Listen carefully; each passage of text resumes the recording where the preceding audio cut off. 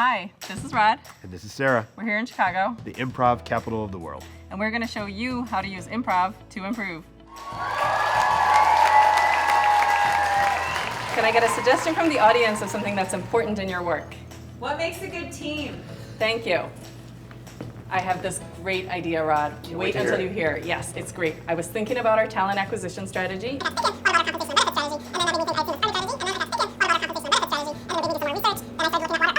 And what can we hold learn that. from that? Hey. Can you just hold on 1 second?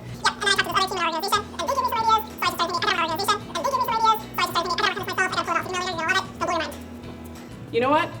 I feel like I didn't hear what you might have thought about this idea. You definitely did not. So, in a team environment, it's important to make sure everyone's voice is heard, that it's an inclusive environment so that you can get all the ideas, and the best solutions come from everyone contributing to the answer. And at PwC, we use a term called citizen-led, and that's our approach to make sure everyone feels part of the ensemble and is included in all of the ideas we're building so that we can get to bigger collective outcomes. Perfect.